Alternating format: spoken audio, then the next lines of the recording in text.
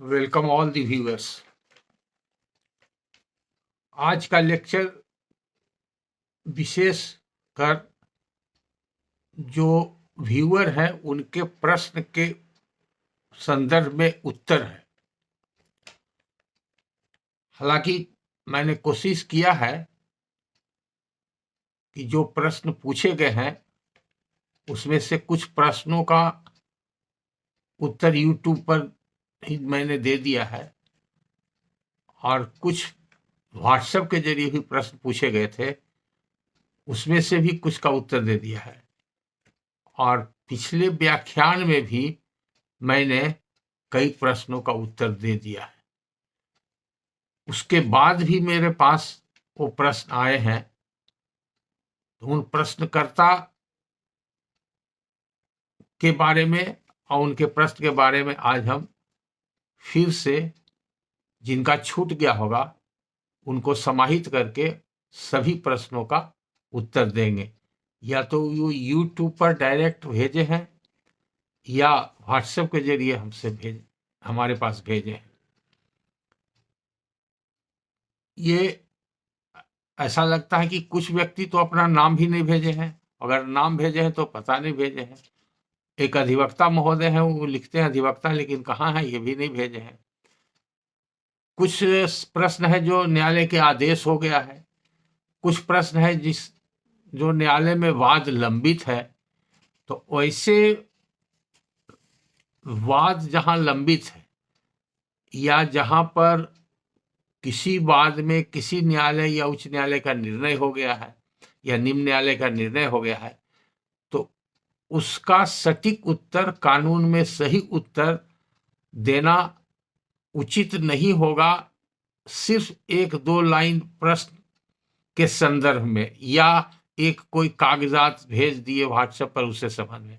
दूसरी बात है कि कागज जो आप लोग भेजते हैं व्हाट्सएप पर पढ़ने लायक नहीं रहता है, बहुत फेंट रहता है, पुराना है, तो फोटो लेते हैं तो वो ठीक से नहीं आता है। अगर उसको स्कैन करके पीडीएफ में भेजिए तो पढ़ने लायक रहता है, फिर भी उसमें समय बहुत लगता है। तो इसलिए मेरा प्रयास है कि ज्यादा से ज्यादा प्रश्न जो आप लोग पूछते हैं या जो जिज्ञासा है लोगों को जानने की, वो सबको मैं व्याख्यान में ही समाहित कर दूं, यानी कि प्रश्न पूछने की आवश्यकता नहीं। उसके बाद जो व्याख्यान मैंने भूमि कानून से संबंधित दिया है या आगे इस धारावाहिक में दिया जाएगा, उस सभी व्याख्यान में जितने भी संभावित प्रश्न हो सकते हैं सबों को समाहित करने का मेरा प्रयास रहा है। और जहां तक प्रश्न है, कुछ ऐसे प्रश्न का उत्तर देने का जो विवाद चल रहा या विवाद से संबंधित है, और विवाद में होता है कि दोनों पक्ष का दावा है और उसके बाद न्यायालय का निर्णय है। ये सब को बगैर जाने हुए सही राय देना उचित नहीं है। हो सकता है कि उसमें राय में गलती हो जाए। तो मैंने उत्तर में भी, लिखित उत्तर में भी व्हाट्सएप पर या यूट्यूब पर जो उत्तर दिया है, तो ऐसे कुछ व्यक्तियों को मैंने सुझाव दिया है कि आपके अधिवक्ता जो कार्यरत हैं और जिनके कार्यरत रहते हुए आपके पक्ष में या विपक्ष में कोई आदेश हुआ तो सर्वप्रथम उन्हीं से राय लेनी चाहिए। और जब उनसे आप संतुष्ट नहीं हैं तो उनसे कोई वरीय अधिवक्ता जो स्थानीय है उनसे राय लीजिए। और उससे भी यदि संभव नहीं है तो वाद विवाद जो भी चला हो निम्न न्यायालय से लेकर उच्च न्यायालय तक, जहां भी या रेवन्यू न्यायालय में, उस सभी का संबंधित कागजात लेकर के और हमसे समय लेकर के अपॉइंटमेंट लेकर के आप आ सकते हैं। तो उसका सही निराकरण क्या होगा, आगे कौन सी प्रक्रिया होगी और कैसे उसका समाधान होगा, या आप सिर्फ ये राय जानना चाहते हैं कि ये हमारी जमीन है कि नहीं, मेरा जमीन होगा कि नहीं, या सर्वे में मेरा खाता खुलेगा नहीं, ये सब कागजात के आधार पर। दूसरा, आज मैंने देखा, इसके पहले मैंने कहा था कि एक डीएसएलआर महोदय का प्रश्न आया था बहुत लंबा चौड़ा, जिस पर कि 5-6 व्याख्यान हुआ, और कुछ अमीन का भी आया है प्रश्न जिसका मैंने उत्तर दिया है। और एक प्रश्न आया है जो अमीन के काम में लगे हुए लेकिन वो सिविल इंजीनियर है। हालांकि उन लोगों ने भी अपना नाम नहीं दिया था, लेकिन मैंने उसको सर्च करके देखा हो सकता है वो नाम जो सेव किया हो ट्रू कॉलर में, उसके हिसाब से सही भी हो सकता है, नहीं भी हो सकता है, लेकिन उसके हिसाब से हम इंगित करेंगे। तो सबसे पहले हम प्रश्न लेते हैं जो यूट्यूब पर प्रश्न आया है रिसेंटली।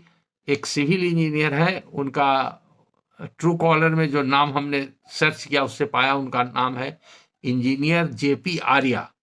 अमीन के रूप में काम कर रहे हैं और सर्वेक्षण के कार्य में लगे हुए हैं। इनको प्रॉब्लम है, प्रॉब्लम ये है कि हम कैसे सही निर्णय ले सके। तो जो उनका प्रश्न है और जो उन्होंने कागजात भेजा है उसमें मुख्य रूप से है वो कागजात भेजा है वो खसरा है। और इसके पहले वाले लेक्चर में मैंने जो 7 स्टेप्स है सर्वे में, जो कैडेस्ट्रल सर्वे में और आरएस सर्वे में अपनाया जाता है, उस 7 स्टेप में कैसे कैसे क्रमवार होता है, सर्वे की प्रक्रिया कैसे चलती है, उसके बारे में समझाया था। उसी में तो आंसर है। तो सबसे पहले खाना पूरी जो होता है, खाना पूरी करने के बाद खेसरा पंजी ही बनता है।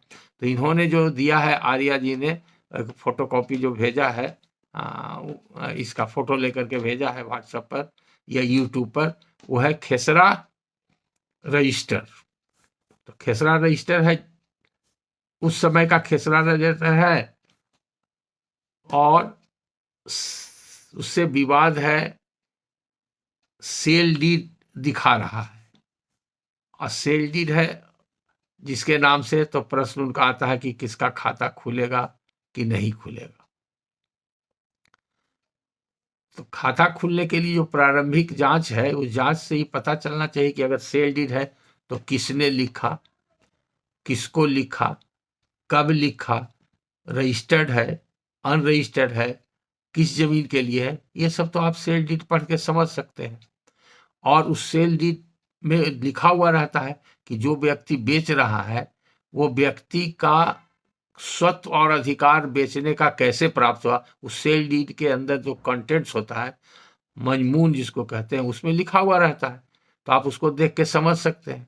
अगर नहीं समझ सकते हैं तो वरीय पदाधिकारी से आप राय ले सकते हैं, या वहाँ पर स्थानीय जहाँ भी जिस जिला या सब डिवीजन में है वहाँ पर सरकारी अधिवक्ता गण रहते हैं, सहायक सरकारी अधिवक्ता भी रहते हैं, आप उनसे भी परामर्श ले सकते हैं, अपने वरीय प्रभारी से ले सकते हैं।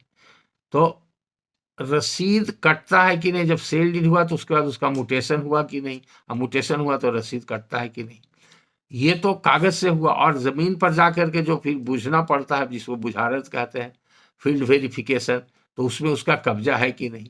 तो अगर प्रामा फेसी कोई भी एक डॉक्यूमेंट है और उसका कब्जा है तो उसके नाम से खाता खुलेगा। तो आपको इसी हिसाब से काम करना है। दूसरा एक प्रश्न आया है, उनका नाम तो नहीं है, वो कल्याणपुर बेगूसराय, वो भी हमने सर्च करके देखा है और ट्रू कॉलर पर उनका नाम है इंडियन और इंडियन फ्लैग दिखता है। तो हो सकता है कि ये अपना नाम नहीं इससे की हो, इनका जो सिम हो किसी के नाम से हो या कोई भी कारण रहा हो।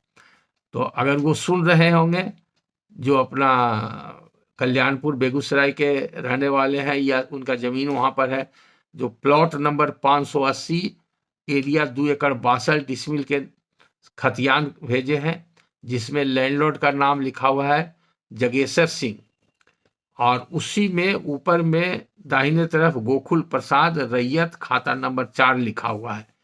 इनका जाति काइस लिखा हुआ है और लेफ्ट हैंड साइड में जो रैयत का कॉलम है उसमें राजकुमार और भैरव 2 आदमी का नाम है, ये एक्चुअली रैयत है।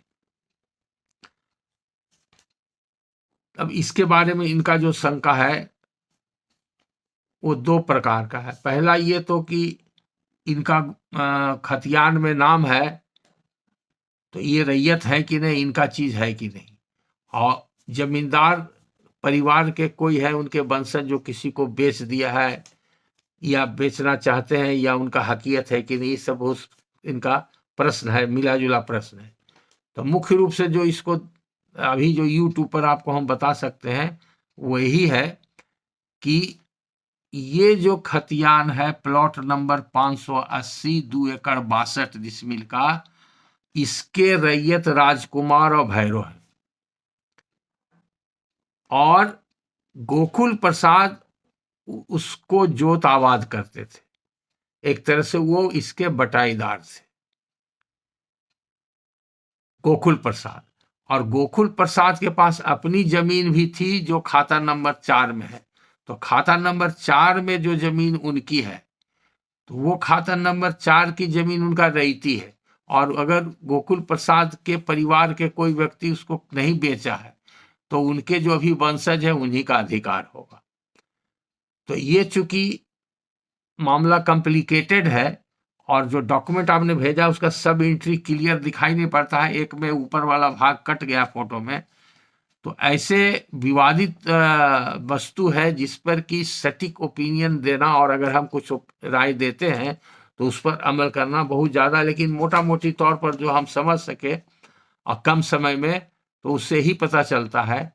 और अगर विशेष जानकारी लेना होगा तब आपको सारा पेपर लेके आना पड़ेगा, या वहाँ के स्थानीय वकील से आप राय ले करके उनके राय के साथ पेपर के साथ आइएगा। तो जहाँ तक पेपर जो आप भेजे हैं व्हाट्सएप पर, उससे देख करके हमको समझ में आता है कि गोकुल प्रसाद रैयत है खाता नंबर 4 के, और उसमें 5 एकड़ जमीन जो लिखी हुई है उनकी जमीन है। उनके वंशज जो भी रहे हैं आज उनका कब्जा अगर है तो उन्हीं का होगा। अगर उनके पूर्वज बेच दिए किसी को, या उनका जमीन नीलाम हो गया हो, जमींदार ने नीलाम करा लिया हो, नीलाम में कोई खरीद दिया हो, तो उसको वेरीफाई करना पड़ेगा। और अगर खरीदारी सही है तो खरीदारी के बाद उनका दखल देहानी हुआ, कब्जा हुआ, तो उनका चीज हो जाएगा। इसलिए इसके बारे में आप पूरा छानबीन करके, अगर आपको नहीं समझ में आएगा तो आपके जो अधिवक्ता है वहाँ पर, सिविल के जो अच्छे अधिवक्ता हों उनसे दिखाइएगा। और अगर निराकरण नहीं हो पाता है, आपके समस्या का समाधान नहीं हो पाता है, तो जितने भी कागजात हैं और जो भी केस चले हैं वो सब के कागजात, अर्जी, बयान तहरीर, या और भी कहीं पर विवाद हुआ हो, रेवन्यू न्यायालय में हुआ हो, या पहले का जो कागजात हो, नीलामी वगैरह का खतियान हो, दर खतियान हो, जो भी हो, जिस तरह का भी हो, वो सब लेके समय लेकर के आने पर आपके समाधान किया जा सकता है। उसके बाद एक सुमित्रा कुमार एडवोकेट, उन्होंने तो अपना पता दिया है और लिखा है, और उन्होंने एक फोटोकॉपी भेजा है। तो सुमित्र कुमार एडवोकेट का प्रश्न है कि जो फोटो उन्होंने भेजा है वो खतियान है कि नहीं। उनको देखने से उनके समझ में आता है कि वो खतियान नहीं है, इसलिए उनको संदेह है। तो उसका जवाब ये है कि मेरा अगर लेक्चर पहले वाला ध्यान से सुने होंगे तो हमने बताया था उसमें कि सर्वे का प्रावधान कहाँ कहाँ है और कितना तरह का सर्वे होता है। तो ये भी एक खतियान है जो आपने भेजा है सुमित्र कुमार जी, वो भी एक खतियान है, लेकिन वो खतियान बीटी एक्ट का तैयार किया हुआ नहीं है, वो है म्युनिसिपल सर्वे खतियान, जो Bihar and Orissa municipal survey act के तहत तैयार हुआ है। इसलिए दोनों खतियान को अगर मिला के देखिएगा तो दोनों में भिन्नता पाइएगा। और वो नीचे में जो फाइनल पब्लिकेशन होता है उसमें सर्टिफिकेट रहता है, उसको ध्यान से देखिएगा। अगर वो फाइनली पब्लिश्ड है तो वैलिड है, अगर ड्राफ्ट है तो वैलिड नहीं है। उसके बाद उसका फाइनल हुआ है कि नहीं, सब वेरीफाई कीजिएगा। लेकिन वो डॉक्यूमेंट खतियान है। आपका प्रश्न इतने है तो उसका सिंपल आंसर है कि वो खतियान है। अब संतोष कुमार राय, ये नाम तो इन्होंने नहीं भेजा था, लेकिन मैंने इनका नाम ट्रू कॉलर से सर्च करके ये एक पर्चा दिखाते हैं, और पर्चा सरकार के तरफ से मिला है, जिसमें कहते हैं कि अंचलाधिकारी म्यूटेशन नहीं कर रहे हैं। तो अंचलाधिकारी म्यूटेशन नहीं कर रहे हैं और इनको बेदखल नहीं किया जा सकता, ऐसा उच्च पदाधिकारी का आदेश है। तो ये उसमें देखना होगा, पर्चा पूरा साफ पता नहीं चलता है। अगर पर्चा 2 तरह का होता है, पर्चा भूमिहीन व्यक्ति को दिया जाता है वासगीत पर्चा रहने के लिए, तो बिना लगान के भी हो सकता है। तो अगर जब लगान नहीं लगता है तब म्यूटेशन की कोई आवश्यकता नहीं है, उससे घबराने की आवश्यकता नहीं। वो पर्चा ही आपका टाइटिल का डॉक्यूमेंट है, उसको संभाल के रखिए, आपको कोई बेदखल नहीं करेगा। और जब बेदखल करेगा तब अंचलाधिकारी के यहाँ दरखास्त दीजिएगा, या कलेक्टर या डीसीएलआर किसी के यहाँ आप डायरेक्ट दरखास्त दे सकते हैं कि हमको बेदखल कर दिया या कर रहा है। और अगर उस पर्चा जो आपको मिला है उस पर्चा में लगान लिखा हुआ है, तो लगान लिखा हुआ है तो वो लगान के लिए आदेश करेगा अंचलाधिकारी, उसमें म्यूटेशन नहीं होगा। म्यूटेशन कहते हैं जब एक व्यक्ति का पहले से नाम चढ़ा हुआ है लग्गित में या जमाबंदी में, वो मर गया या दान कर दिया या बिक्री कर दिया, तब जो दान पाने वाला है या खरीदार है या उसका वंशज है, उस सब का नाम दाखिल खारिज होता है। दाखिल का माने इंटर करना, जोड़ना, और खारिज का माने काटना, दोनों मिला के दाखिल खारिज। तो जो व्यक्ति बेच दिया या जो व्यक्ति मर गया उसका नाम कटेगा, और उसके जगह पर जो व्यक्ति खरीदा या उसका जो वारिस है जो आया उसका नाम जुटेगा। इसी प्रक्रिया को दाखिल खारिज कहते हैं। तो अगर पर्चा जिस जमीन पर दिया गया है उसका जमीन का पहले से कोई लगान निर्धारित नहीं है तो उसमें म्यूटेशन नहीं होगा। और अगर आप चाहते हैं कि लगान निर्धारित नहीं, हम उसका लगान दें, तब उस पर्चा के आधार पर सरकार के यहाँ आप आवेदन दे सकते हैं अंचलाधिकारी के यहाँ कि हमको पर्चा मिला है, मेरा कब्जा है, इसका लगान निर्धारण कर दिया जाए। तो लगान निर्धारण करके आपको फिर रसीद कट जाएगा, लेकिन वो म्यूटेशन नहीं कहलाता है। उसी तरह से एक व्यक्ति हैं विकास कुमार, उन्होंने भी अपना नाम नहीं दिया था, ट्रू कॉलर से हम देखे हैं। उन्होंने हाईकोर्ट का एक ऑर्डर दिया है जो अरवल जिला से संबंधित है, और अतिक्रमण का कोई नोटिस वगैरह इनको मिला था जो इन्होंने हाईकोर्ट में केस किया था।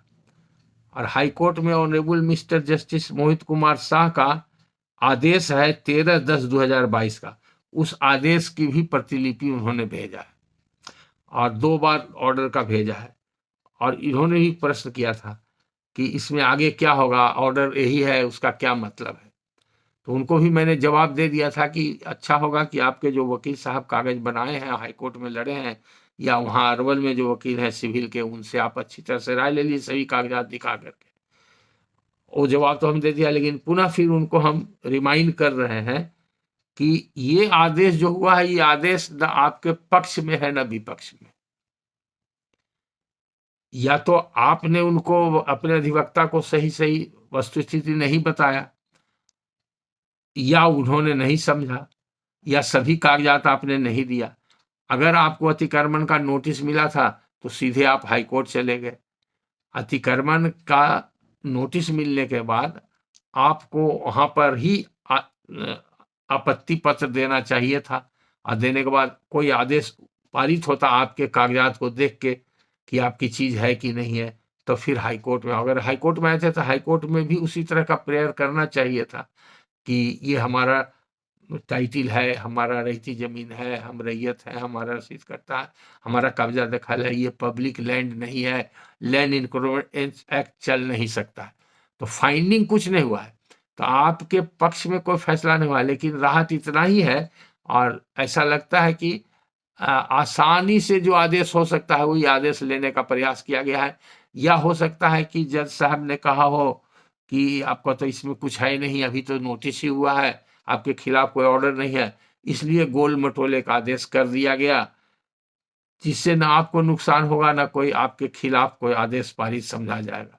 लेकिन वो आपके पक्ष में जो आप चाहते हैं कि नहीं हमारा कोई फैसला हो गया जमीन से संबंधित, वो फैसला भी नहीं है। तो वो न पक्ष का आदेश है न विपक्ष का आदेश है, एक तटस्थ आदेश है। उससे इतना ही भर फायदा होगा कि अगर आगे आपके खिलाफ कोई अतिक्रमण बाद लाना चाहे, या आपका तोड़ना चाहे, या आपको हटाना चाहे जमीन से कोई पदाधिकारी, तो आपको फिर से नोटिस देगा, सुनवाई होगी, उसके बाद होगा। तो इसलिए उसमें घबराने की बात नहीं है। अगर आप चाहते हैं और उसमें अपना अधिकार को पुख्ता करना, तो फिर संबंधित अधिवक्ता से मिलके आप कर सकते हैं। उसके अलावे ये तो 5 प्रश्न हैं जो व्हाट्सएप के जरिए पूछे गए थे लिखित रूप में। अब 3 व्यक्ति का जो प्रश्न है यूट्यूब पर ही उन्होंने भेजा था, उसमें से एक है रंजीत। इन्होंने आरएस से संबंधित यानी कि रिविजनल सर्वे से संबंधित दफा 106 और दफा 108 के बारे में जानना चाहा। तो देखिए, ये जो चैनल है, ये चैनल मुख्य रूप से न्यायिक पदाधिकारी और विधि व्यवसायी या विधि के विद्यार्थियों के लिए या रेवेन्यू पदाधिकारियों के लिए है, और वैसे प्रबुद्ध आम जनता के लिए है जो अंग्रेजी और हिंदी और कानून की बात समझ सकते हैं। अगर आप मोटा मोटी कानून की बात समझ सकते हैं तो भी आपको इंटरेस्ट मिलेगा, लेकिन आपको अगर अपना प्रॉब्लम है और अपने कागजात से संबंधित, अपने जमीन से संबंधित विवाद को सॉल्व करने के लिए कुछ जानकारी हासिल करना चाहते हैं तो मोटी मोटी जानकारी आपको हो सकती है, लेकिन कानून के वैधानिक पक्ष को आपको समझाना डिफिकल्ट है, आप नहीं समझ सकते। 106 108 की प्रक्रिया लंबी प्रक्रिया होती है। जब खतियान में गलती हो जाता है तो खतियान में गलती के सुधार के लिए खतियान बनने के बाद वो रेवेन्यू पदाधिकारी बहाल होते हैं, उनको सिविल कोर्ट का सब अधिकार दिया रहता है, जैसे मुंसिफ और सब जज को रहता है, और जिस जिला में होता है उसी जिला में पदाधिकारी बहाल होते हैं और उनको सिविल कोर्ट का अधिकार दिया जाता है, जिसको रेवेन्यू अफसर बोलते हैं या रेवेन्यू कोर्ट कहा जाता है। और वहाँ पर वो जैसे टाइटिल सूट होता है उसी तरह से वहाँ पर अर्जी दिया जाता है, वादपत्र अर्जी या प्लेंट कह सकते हैं, और वहाँ पर जो विपक्षी है जिनके नाम में गलत खतियान बन गया उनको नोटिस जाता है, दोनों पक्ष से गवाही होती है, वो टाइटिल सूट की तरह चलता है। और अगर वो रेवेन्यू अफसर साहब का आदेश हो गया तो वो आदेश डिक्री माना जाता है, और वो डिक्री के अगेंस्ट में अपील करने का अधिकार सब जज के पास होता है। वो पहला अपील सब जज के यहाँ होगा, और सब जज का कोई आदेश अगर हो गया तो उसके विरुद्ध सेकेंड अपील हाई कोर्ट में होता है, उसके बाद फिर कोई अपील नहीं होता है। तो वही प्रक्रिया वो 106 बीटी एक्ट में वो है, वो रिविजनल सर्वे खतियान से संबंधित नहीं है। वो सर्वे की प्रक्रिया जो बीटी एक्ट में होता है 103 सेक्शन में, उसके आगे की प्रक्रिया है। जब 103 ए में ड्राफ्ट खतियान बनता है, 103 बी में फाइनल खतियान पब्लिश होता है, अगर उसके बाद उसमें सुधार की आवश्यकता होती है, आपत्ति होती है, तो उसके लिए वही विवाद 106 में होता है, उसी संबंधित है। तो आपका भी आंसर हो गया। उसके बाद एक प्रश्न है संदीप कुमार का। उन्होंने पहले कुछ शब्द पूछा था, तब बहुत से लोग शब्द अपभ्रंश कहीं देख लिए या पढ़ लिए या सुन लिए तो उसको भेज देते हैं। बाद में उन्होंने लिखा है तरमीम। तरमीम का माने होता है मरम्मत, अमेंडमेंट। तो तरमीम सही शब्द है, अमेंडमेंट होता है। अब कहाँ पढ़े, किस संदर्भ में पढ़े? अगर कहीं पर कोई अर्जी में, बयान तहरीर में या किसी और आवेदन में लिखे हो या कोई डॉक्यूमेंट में लिखे हो तो पूरा सेंटेंस अगर लिख करके देते या बोल के बताते तो ज़्यादा अच्छा है, लेकिन सीधा आपने तरमीम लिखा है तो तरमीम का मतलब हुआ मरम्मत, अमेंडमेंट। अजय कुमार का एक प्रश्न है, पहले प्रश्न उन्होंने दिया था उसके बारे में फिर हम उत्तर दिया था। वो नागिरदार शब्द का मतलब जानना चाहते थे। बाद में जो हमने उनके प्रश्न का उत्तर दिया तो उन्होंने फिर यूट्यूब पर ही लिख करके भेजा है, उसमें एक्सप्लेनेशन दिया है कि जो डॉक्यूमेंट है उसमें बाएं तरफ बकास नागिरदार लिखा हुआ है और दाहिने तरफ जागीरदार लिखा हुआ है और बगीचा लिखा हुआ है, और फिर आरएस खतियान जो बना वो किसी ब्राह्मण के नाम से लिखा हुआ है, जागीर है। और किसी व्यक्ति से उन्होंने पूछा या कोई अनजान व्यक्ति ने उनको बताया कि नागा साधु लोग को मिलता था, वही नागिरदार हुआ। ये सब गलत है। ऐसे आम आदमी जिनको की सब की जानकारी नहीं है वो गलत सलत राय देंगे तो आप भ्रमित हो जाएंगे। जो या तो अनुभवी आदमी हो, जो कोर्ट कचहरी में काम किए हो या किसी कार्यालय में कार्यरत हो, उनका अनुभव हो और जमीन से संबंधित कागजात देखने, पढ़ने, समझने का अनुभव हो तो कुछ हद तक वो सही बता सकते हैं। और नहीं तो फिर पढ़े लिखे लोग उर्दू की डिक्शनरी, ऐसा डिक्शनरी देखिए जिसमें कि उर्दू से हिंदी और अंग्रेजी या अंग्रेजी से हिंदी उर्दू या हिंदी से उर्दू, इस तरह का भी डिक्शनरी बाजार में उपलब्ध है, उसमें खोजिए तो मिलेगा।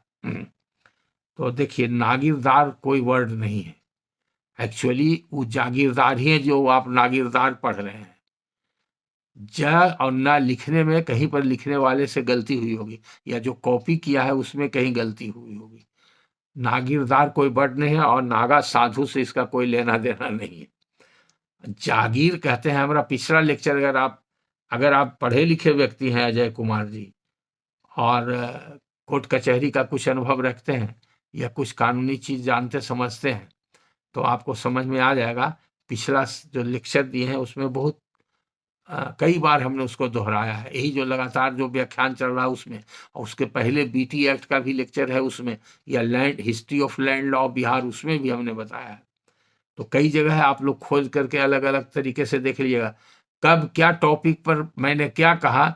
तो हो सकता है कि वहां पर कुछ कहा होगा, यहाँ पर कुछ कहा होगा, सिर्फ संदर्भ अलग होगा, लेकिन कानून की जो सही वस्तु स्थिति है वो हर लेक्चर में आपको एक ही मिलेगा। ऐसा नहीं कि किसी एक लेक्चर में मैंने कह दिया कि ऐसा कानून है, दूसरा में कह दिया ऐसा का। कानून की सही व्याख्या ही भी मिलेगी, लेकिन अलग अलग संदर्भ में अलग अलग तरीके से आपको मिलेगी। तो उसको आप देखिएगा, समझिएगा। अब इसको समझने के लिए आप बताते हैं, आप पहले भी बता चुके हैं, बीटी एक्ट में प्रावधान है। अभी उस सब एक्ट का तो लेक्चर अभी बाकी है, हर एक्ट का अलग अलग लेंगे, उसमें और डिटेल में लेंगे। तो हम कोशिश करेंगे कि हिंदी में ऐसा समझाएं, धीरे धीरे बोले और तोड़ तोड़ के बोले, कि सब लोग जो कम पढ़े लिखे लोग हैं और थोड़ा अनुभवी हैं, या जो इच्छुक हैं, जानना चाहते हैं जमीन से संबंधित, अपने कागजात को पढ़ के समझ के उसका उपयोग करना चाहते हैं, तो उनको भी लाभ हो जाएगा। इसलिए हम आम जनता के लाभ हेतु भी थोड़ा अपना स्टाइल बदल रहे हैं कि सबों को आसानी हो, और ये लेक्चर कन्फाइंड नहीं रह जाए सिर्फ लीगल फ्रेटर्निटी से, कुछ उसका दायरा और बढ़ जाए। तो देखिए, ये जागीर कहते हैं ग्रांट को। ग्रांट का मतलब हुआ किसी को कोई चीज देना, जैसे दान हम देते हैं, जिसको अंग्रेजी में गिफ्ट बोलते हैं, हिंदी में दान बोलते हैं, उर्दू में उसको अता बोलते हैं या हेब्बा बोलते हैं। तो किसी को कोई दान में कोई चीज देता है तो उसका चीज हो जाता है, उसका अधिकार हो जाता है। तो ये दान जो है स्पेशल तरह का दान है। ये दान है किसी खास मकसद से किसी खास व्यक्ति को दिया जाना, तो उसको कहते हैं जागीर। तो जागीर जनरली होता है, it is called service grant. अगर कोई सेवा करता है और सेवा के बदले में दान दिया जाता है, तब वो जागीर कहलाता है। तो जमींदारी प्रथा के समय जमींदार लोग अपने बराहिल के रूप में काम धाम देखने के लिए रैयत को पकड़ के बुलावो लावो, ये करो, ऑर्डरली जैसे होता है, वह सिपाही भी कह सकते हैं, उस तरह का काम करने के लिए गोड़ाइत लोग को रखते थे। जनरली गोड़ाइत लोग दुसाध जाति, जो पासवान अभी है वही लोग होते थे, लेकिन ऐसा नहीं है। वो काम जो उनका था उस तरह का, उसको गोड़ाइत बोलते थे। अन्य जाति के लोग भी गोड़ाइत का काम करते थे। एक तरह से समझिए एक पोस्ट था वो, जैसे चौकीदार और दफादार पुलिस डिपार्टमेंट का सबसे छोटा पोस्ट होता है। चौकीदार और दफादार भी पुलिस ऑफिसर है। पुलिस मैनुअल में और पुलिस एक्ट में वो पुलिस ऑफिसर के डिफिनेशन में आता है, और चौकीदारी एक्ट है उसके अंतर्गत भी एक दफादार चौकीदार भी पुलिस ऑफिसर होता है। सबसे छोटा अफसर होता है चौकीदार, उसके ऊपर होता है दफादार, और दफादार के ऊपर हुआ हवलदार सिपाही, सिपाही के ऊपर हुआ हवलदार, हवलदार के ऊपर हुआ एएसआई जिसको कहते हैं, अवर आरक्षी निरीक्षक। उसके बाद एसआई हुआ, एएसआई हुआ, सहायक आरक्षी निरीक्षक, ऐसे करके होता है। तो एएसआई, एसआई, फिर इंस्पेक्टर, उसके बाद डीएसपी, तब एसपी। तो उसी तरह से ये जो है गोड़ाइत पासवान लोग रहते थे, तो जागीर गोड़ाइती उन लोग को जो मिलता था काम करने के एवज में, जमींदार जमीन ही देता था, सैलरी नहीं देता था, इसलिए कि पैसा उस समय बहुत कम होता था, क्वाइन तो उतना था नहीं, और नोट का प्रचलन भी बहुत कम था, तो जमीन ही दिया जाता था। तो उसको बोलते थे, वो लाइफ लॉन्ग ग्रांट होता था। वो जब तक जिंदा रहेगा तब तक उसका रहेगा, वो मर जाएगा तो उसके बाल बच्चा का हो जाएगा, अगर वो बेचना चाहेगा तो बेच जाएगा, उसको एक तरह से गिफ्ट हो जाता था। तो जो गोड़ाइत हुआ और गोड़ाइत को सर्विस ग्रांट मिला, तो उसका प्रावधान सेक्शन 181 181 बीटी एक्ट में है। तो अगर कोई गोड़ाइत का काम करने के लिए, गोड़ाइती एक तरह का पद है, एक ऑफिस है, और उस पर जो कार्यरत व्यक्ति है, जाति से कोई मतलब नहीं। संयोगवश ज्यादातर इलाके में पासवान कम्युनिटी के लोग, चूंकि वो लोग जुझारू टाइप के हिम्मती लोग होते थे और शरीर से बलिष्ठ होते थे, तो उन्हीं को जमींदार लोग रखते थे, या जहाँ पर उन लोग की आबादी थी ज़्यादा, उनकी सेवा उपलब्ध थी, कोई भी कारण हो सकता है स्थानीय। लेकिन जो भी व्यक्ति कार्यरत था उसको जो जमीन दिया जाता था तो उसको जागीर गोड़ैती बोलते हैं, यानी कि गोड़ाइत के काम करने के एवज में उसको दान मिला वो जमीन, तो उसी का चीज हो जाएगा। तो उसी तरह से कोई साफ फकीर होता था और वो दरबार में जा कर के कुछ मनोरंजन का काम करता था, किसी अन्य प्रकार का सेवा देता था, या नहीं तो वो दरबार के जमींदार के यहाँ, नवाब के यहाँ, बादशाह के यहाँ, राजा के यहाँ जा कर के वो दान पर ही निर्भर करता था। तो बार बार जाके रोज मांगना खाना मुश्किल होता था, तो बादशाह का फरमान हो गया कि नहीं, चाहे भी फकीर आदमी है, हमारे राज्य में रहता है, तो इसको कुछ हम जमीन दे देते हैं जागीर, 2 बीघा 4 बीघा 10 बीघा दे दिया। तो ऐसे फकीर को, तो फकीर में 2 तरह के फकीर, फकीर का माने सीधा ये नहीं कि भिखारी, फकीर एक साफ फकीर कहलाते थे, जो सही में जैसे आध्यात्मिक जैसे होते हैं, साधु सन्यासी होते हैं, मठ में होते हैं, महंत होते हैं, तो विद्वान लोग होते हैं, तो हिंदू धर्म का प्रचार प्रसार करते हैं, आध्यात्मिक ज्ञान भी देते हैं, धार्मिक ज्ञान भी देते हैं, चेला बनाते हैं, इस तरह का उपदेश देने वाले भी, तो उस तरह से इस्लाम में भी लोग हैं, तो शाह फकीर वो लोग कहलाते हैं। तो शाह फकीर या एक फकीर हुआ जो भिखमंगा जिसको कहते हैं, तो भिखमंगा को भी जागीर फकीराना कहीं कहीं मिला है, देखा जाता है पुराने कागजात में, और नहीं तो जो धार्मिक ज्ञान देने वाले शाह फकीर लोग होते थे, तो इसलिए उसमें फर्क ही है, उनको शाह फकीर कहा जाता था, या तो उनके नाम के पहले शाह लग जाता था या उनके नाम के बाद में जैसे अगर सैयद है तो सैयद शाह कमरुद्दीन तो हो गया, तो उनको जो मिलता था जागीर वो भी 181 बीटी एक्ट में, तो उसको बोलते थे जागीर फकीराना, जागीर फकीराना, ये हो गया जागीर गोड़ैती। उसी तरह से कोई मुसलमान में उलेमा कहलाते थे, विद्वान लोग कहते थे, जिनका काम था पढ़ना पढ़ाना, और कोई धार्मिक विवाद हो तो उस पर उनसे मंतव्य लेना, ये बादशाह लोग करते थे। तो वैसे उलेमा जो काफी विद्वान लोग कहलाते थे, उनको भी दिया जाता था ग्रांट, तो वो अगर ग्रांट दिया हुआ रहता था तो उसको बोलते हैं जागीर उलमेदार, जागीर उलमेदार। उसी तरह से अगर कोई ब्राह्मण पूजा पाठ करता है, मंदिर है, शिवालय है, देवालय है, ठाकुरवाड़ी है, देवी देवता का मंदिर जहाँ भी है, और ब्राह्मण है, गरीब आदमी है, पूजा पाठ कर रहा है और उसका खर्चा जमींदार चला रहा है, तो ब्राह्मण को वो पूजा पाठ का, उनका चूंकि वही पेशा है, उनके पास और आमदनी का कोई जरिया नहीं है, तो उनको ब्राह्मण को जो इस सेवा के लिए दिया जाता था तो उसको बोलते हैं जागीर ब्रह्मोत्तर।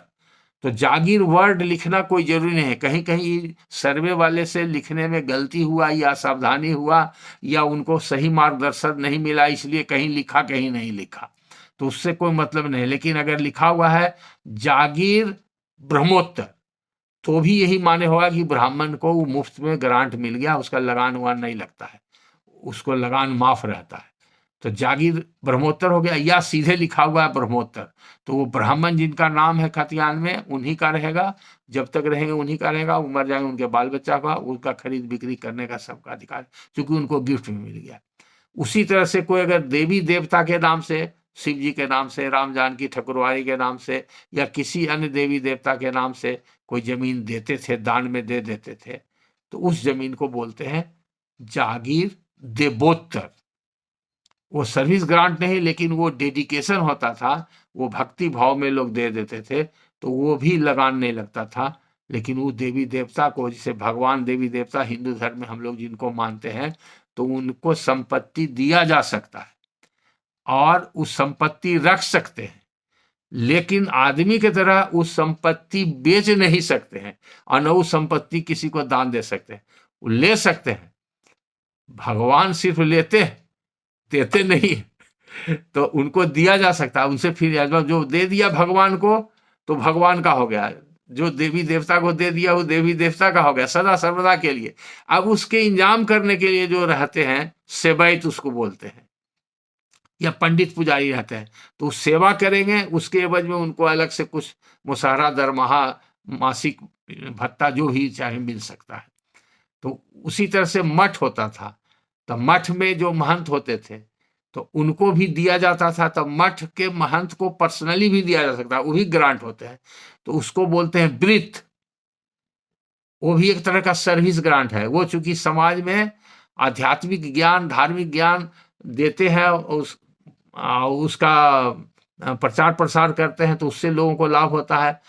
जीवन सफल बनाने के लिए, अपने उद्देश्य में कामयाब होने के लिए, जीवन का क्या उद्देश्य है, क्या हमारा पुरुषार्थ है, ये सब जो भी है, अलग अलग धाराएं हैं, धर्म की धाराएं हैं, जिसमें कि अलग अलग तरह के पंथ हैं, वो पंथों के हिसाब से अलग अलग मठ है।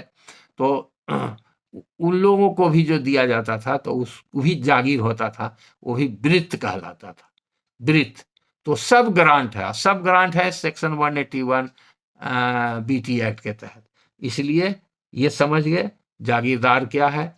अब जागीरदार में वो जमीन बगीचा भी हो सकता है, वो परती जमीन भी हो सकता है, खेती का जमीन हो सकता है, खेती का नहीं भी हो सकता है, कुछ भी हो सकता है। तो जमींदार की मर्जी पर है, जमींदार की चीज है, जिसने उसको दिया सो दिया। तो इस प्रकार अभी 8 प्रश्न अलग अलग व्यक्तियों का था, उसका समाधान मैंने कर दिया। उसके बावजूद भी अगर किसी व्यक्ति को कोई विशेष रूप से आवश्यकता पड़ेगी, तो उसका समाधान तो पेपर के साथ यहाँ आने पर ही हो सकता है, और आने के पहले समय ले लेंगे, और उसके लिए फिर हमारा जो व्यावसायिक फी है राय देने का, कागज पढ़ के समझने का, वो फिर उसका भुगतान करने पर ही संभव हो सकता है। ये तो हम आम जनता के सेवा हेतु ये अलग से लेक्चर सीरीज हम शुरू किए हैं, जिससे कि जजेज और वकीलों के अलावे आम जनता को भी जानकारी मिले और जागरूकता रहे और उत्सुकता बढ़े। इनको सुन करके जान करके लाभ उठाएं, और खास के सर्वेक्षण कार्य जहाँ चल रहा है वहाँ पर सजग रहें, अपने अधिकारों के बारे में सजग होकर के अधिकारी के सामने रखें, और अपने सभी जमीनों के कागजात को सहेज कर रखें और उनके सामने प्रस्तुत करें और दिखाएं, और कहें कि मेरे नाम से खाता खुलना चाहिए। गलत आदमी के नाम से खाता खुल गया तो उस पर आपत्ति दर्ज कराएं, और उसका फिर समाधान, निराकरण जो होगा, आगे की प्रक्रिया अपनाएं। तो आज के वीडियो में यहीं पर समाप्त होता है, और अगले वीडियो में आप देखेंगे बहुत सारे शब्द ऐसे आए हैं, क्योंकि अलग अलग टुकड़ों में जो प्रश्न करेंगे तो उसमें ज़्यादा समय लगेगा, और एक एक दो दो शब्दों का माने बताना और समझाने में भी समय लगेगा। तो मैंने सोचा है कि एक्ट वाइज हर कानून पर अलग अलग व्याख्यान देंगे, अलग अलग, तो उससे पहले एक व्याख्यान शब्दावली के ऊपर दें, जो उर्दू, फारसी, अरबी में जो शब्द हैं, जो कागजात में लिखे हुए हैं या सर्वे के रिकॉर्ड में लिखे हुए हैं, उसके बारे में अगले लेक्चर में आप लोगों को बताया जाएगा। धन्यवाद।